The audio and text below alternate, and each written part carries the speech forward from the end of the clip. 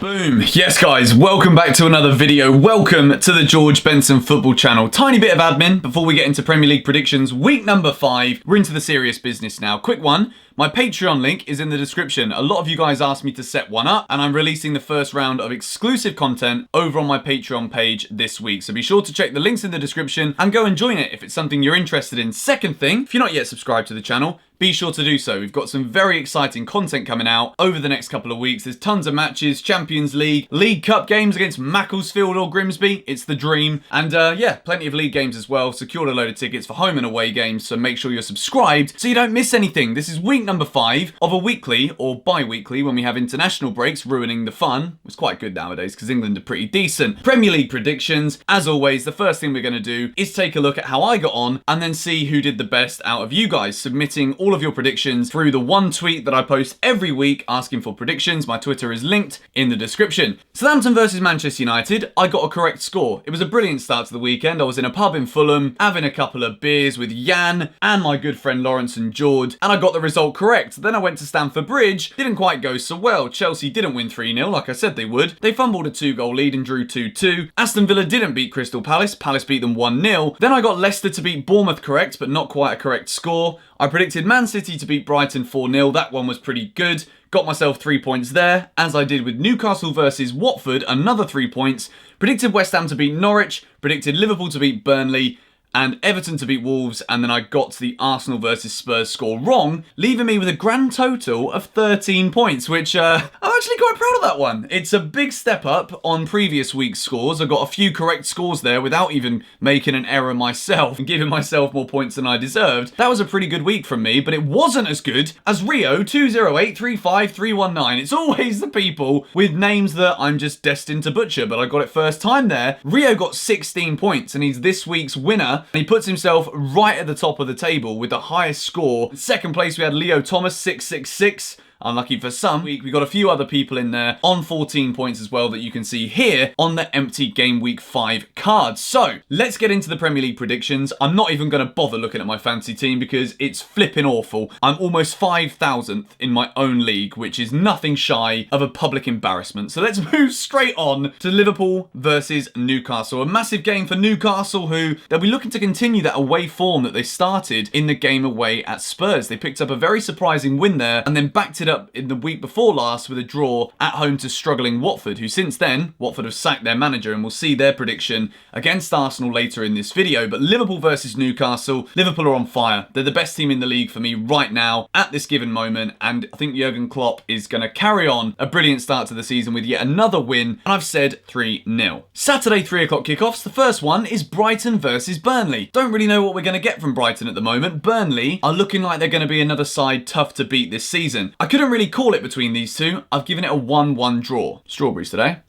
And grapes. So in my opinion, the next match, Man United versus Leicester, is arguably one of the best matches of the weekend. You've got Manchester United, who the fans are in a bit of turmoil. Ole Gunnar Solskjaer's got a worse record than Garcia had at Watford, and Garcia's been sacked from Watford, so that's made the Man United voices even louder for those that don't support Ole Gunnar Solskjaer. Leicester, unbeaten in 4, 8 points. They're in the top 4 right now, where Manchester United want to be. And in Brendan Rodgers, they've got a very astute manager with some great players playing some very good football. I think Man United are going to come unstuck again. I really think Leicester are an extremely good team that everyone's going to have to watch out for this season. And I've gone with Man United 1, Leicester City 2. Leicester to shock them, but is it really a shock? Moving into Sheffield United versus Southampton. Chris Wilder's Sheffield United have impressed me massively so far this season. Southampton have looked pretty good at times as well, and I'd say that Southampton have been unlucky not to pick up more points from the matches they've played. I think this is going to be a very tough game. I don't think there's going to be many goals, but I think it's going to be one apiece. If you haven't yet seen my August review video, be sure to go and check it out. For some reason, it didn't get pushed out in sub boxes. I'll leave it as a card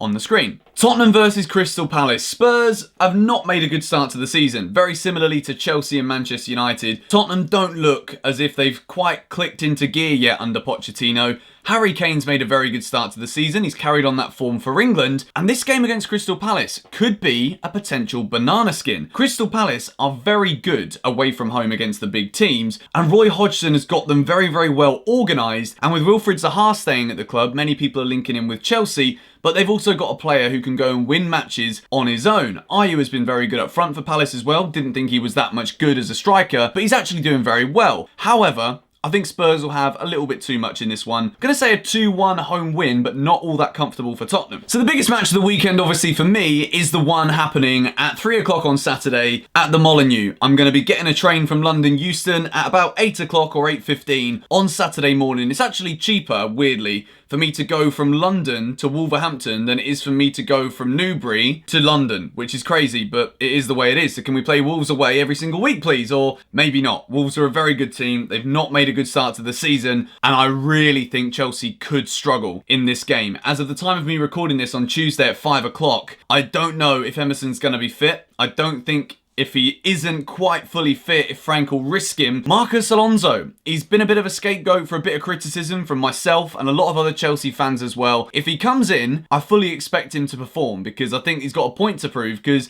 he's not had a bad career at Chelsea. He's been very good for us at times. However, Wolves are a tough team. And the whole idea of Adama Traore against Marcus Alonso actually makes me want to throw up the grape I just ate, but I won't do it because it's all hypothetical talk at this point. Chelsea have been very, very good going forward. I'm going to save the majority of my analysis in my preview video that's coming out the day before the game. I think Chelsea are going to get a win at the Molineux, and I think it will be the same scoreline as it was at Carrow Road. I'm going to say 3-2 to Chelsea. Yes, I know you're all going to think I'm biased. I just think we can nick it, and I think it's going to be a game of goals, and we definitely know how to score them. Moving into the late kickoff on Saturday, we've got Norwich versus Manchester City, a Norwich side who, they're in the bottom three, but they've actually made a pretty good start to the season, by all accounts in terms of their performances. Manchester City, it speaks for themselves. They're a great team, probably the best team in the world, alongside Liverpool at this point. And I do think Norwich's good performances are going to be completely undone by Man City. Maybe Norwich could surprise them, and if they turn up and Timu Pukki continues his August form,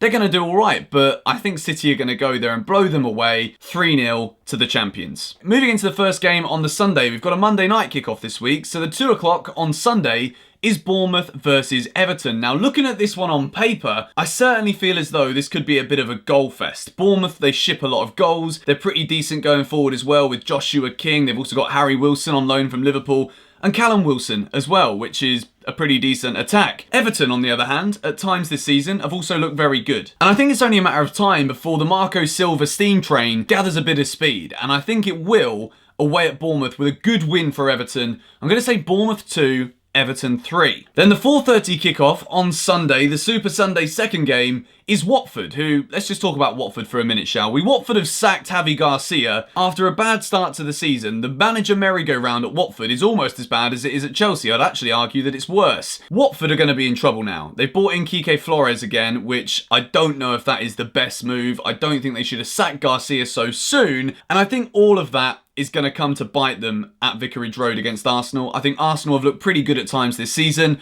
I think Nicola Pepe is going to get his first goal. I've been saying that every single week. And if he doesn't start delivering, people are going to be questioning the price tag that Arsenal paid. Going to say Watford 1, Arsenal 3. David Luiz to score his first goal too. And the final match of the weekend is the Monday night kickoff at Villa Park. Aston Villa versus West Ham United. I've not actually managed yet to look at my predictions table and what I would have predicted compared to the actual table with actual results.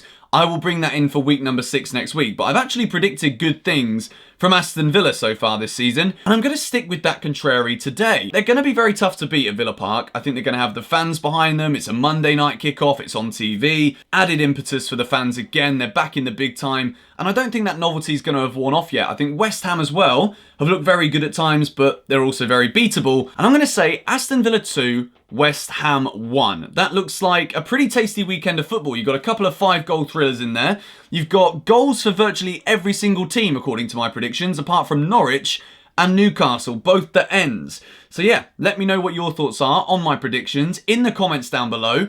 Depending on who you support, let me know if you're going to the game of your team this weekend. If some of you are Chelsea fans, which I'm sure the majority of you are, I will see you at the Molineux if you're going to be there. It's going to be a fun one. Maybe I'll see you guys on the train. But anyway, thank you guys for watching. If you want to go and submit your predictions, make sure you do it before the early kickoff on Saturday. I'll leave a link to the tweet in the description. As I mentioned at the start, if you want to join the Patreon, be sure to check that out as well. Link is down below. Follow me on Twitter, Instagram, all of those things. And if you haven't already done so, make sure you subscribe to the channel so you don't miss a video. We upload every single day, at least once, sometimes twice with FIFA 20 around the corner. I'll catch you all later. Goodbye.